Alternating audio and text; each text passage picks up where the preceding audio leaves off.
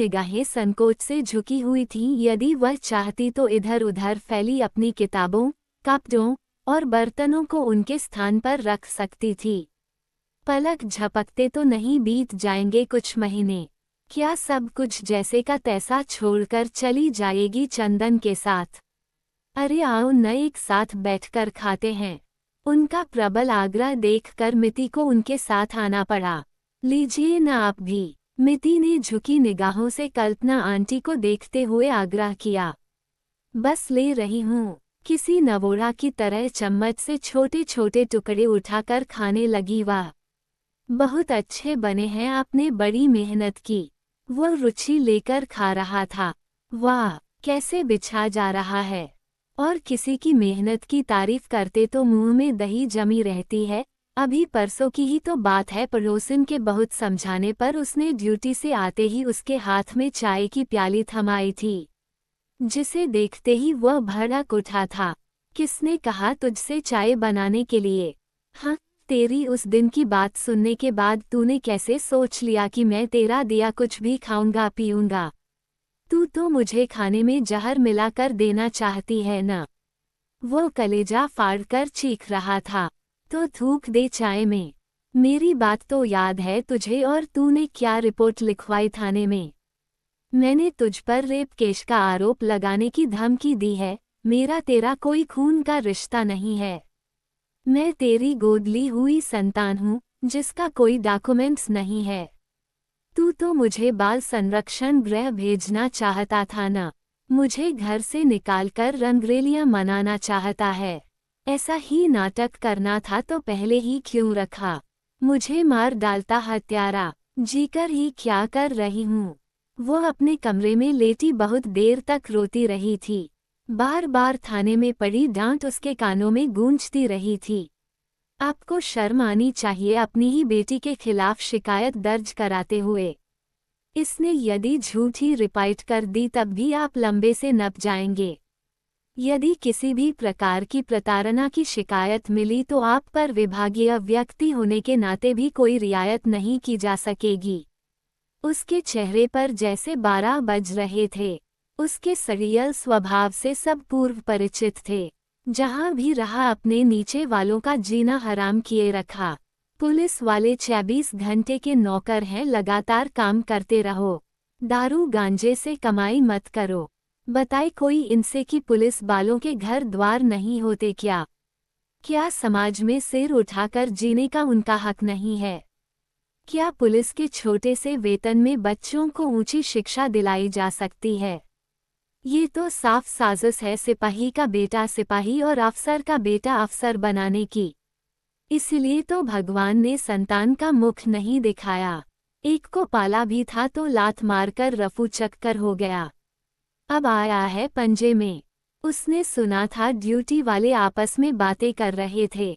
उसे एक अनजानी पीड़ा ने अपनी गिरफ्त में ले लिया था। हाँ, उसके थाने जाने का लाभ उसे इस प्रकार मिला कि तब से उसने उसके खाने पीने के लिए या मोबाइल के लिए खर्चा देने मने आनाकानी नहीं की। बस बाहर निकलने से मना कर दिया। नंबर 1 का शक्की है, उसे लगता है अड़ोस पड़ोस वाले मिति को बिगाड़ देंगे। अब कुछ बोलता भी नहीं। मत बोले, यहाँ किसे गरज पड़ी है ऐसे कुर्मगज से बात करने की। रहा समय कटने का सवाल तो वह फेसबुक पर बड़े आराम से कट जाता है। कभी यूट्यूब ख्याल लो तो जो चाहो वो देखो।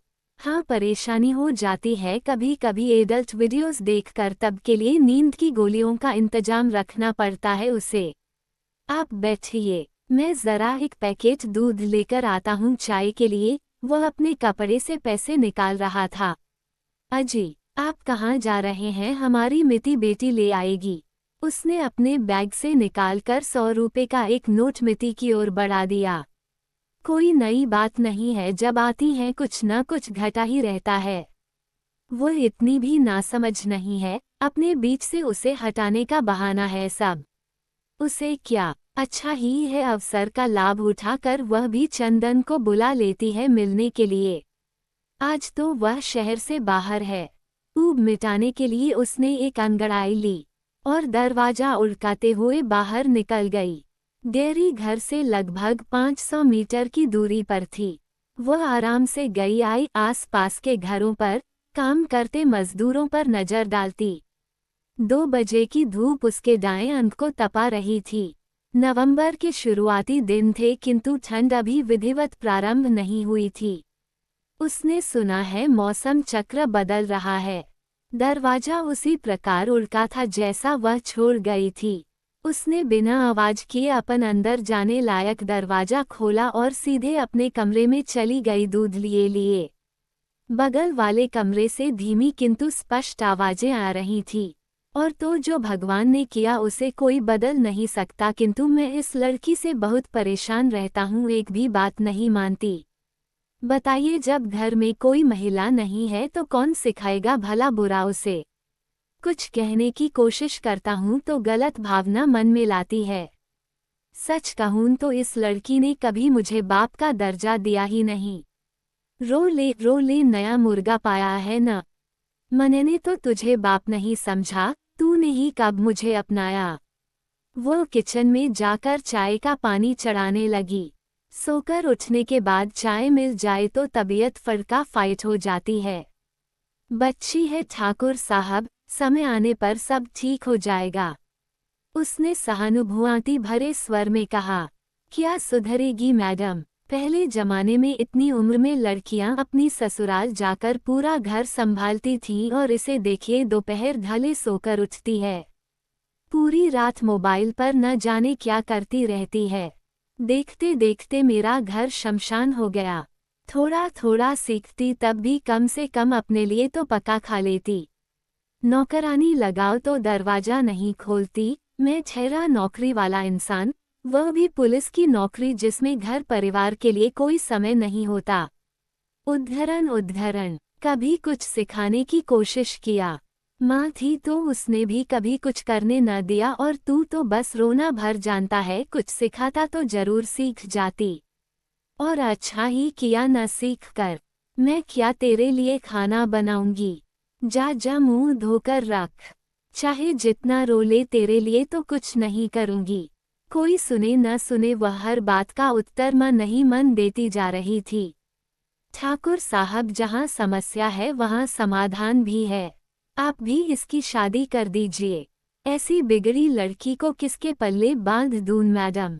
फिर अभी यह 18 की कहाँ हुई है? उसके स्वर में उसकी हताशा बोल रही थी।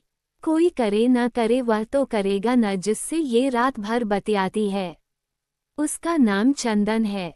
मेरी जान पहचान का है, बड़ी उम्र का आदमी है, इन्हें सुधार कर रख देगा। धनी बाप का अकेला बेटा है, पढ़ा लिखा भी है। वह भी खुश और हम भी खुश। आप कहें तो बात करूं, उसका बाप तो दोनों तरफ का खर्चा दे देगा हंसी खुशी। हर्रा लगे न फिटकरी रंग चोखा होए। फिर यदि आपको पसंद आएगा तो मैं आपका उजड़ा घर बसाने की जिम्मेदारी ले लूंगी। इतना सब कुछ है तो अब तक कुंवारा क्यों बैठा है? कुंवारा कहाँ, पहले 2 शादियां हो चुकी हैं। जिसके भाग्य में सुख नहीं होता उसकी मति मारी जाती है। अल्पविराम है, दोनों भाग रग इसका घर छोड़कर। और कुछ नहीं, जरा बातें ज्यादा करता है। बड़ी ऊंची ऊंची, कभी ताजमहल खरीदने की बात करेगा, कभी लाल किला। मिटी जाए भोगे अपने भाग्य का सुख। वहाँ न किसी काम की कोई फिक्र रहेगी न जिम्मेदारी। सब काम के लिए अलग अलग नौकर लगे हैं। मुझे तो लगता है हमारी मिति के लिए सब प्रकार से उचित है। न हो तो अभी सगाई करके छोड़ दीजिए, कुछ माह बाद जब 18 की हो जाएगी तब शादी कर देंगे। मुझे तो बस आपकी ही चिंता लगी रहती है। मैडम की आवाज अत्यंत मधुर थी। बड़ी प्यारी लगी थी मिति को वह। उसके चंदन से उसका विवाह करा रही थी। कोई लाख बुराई करे, चंदन तो उसकी हर अदा का दीवाना है। इतना सुंदर, शिक्षित और कमाऊ है वह।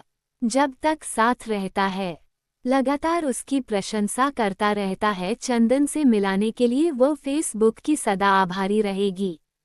रही बात शादी की तो पैसे वालों की 2 क्या 4 भी हो सकती है। वैसे भी आजकल लड़कियों में हस्बैंड चेंज करने का ट्रेंड है। वे छोड़कर नहीं गईं, उन्होंने मिति का रास्ता साफ किया। वह तो मिति के सारे दर्द की दवा है। शादी के बाद उसका अपना संसार होगा जहाँ की वो मालकिन होगी।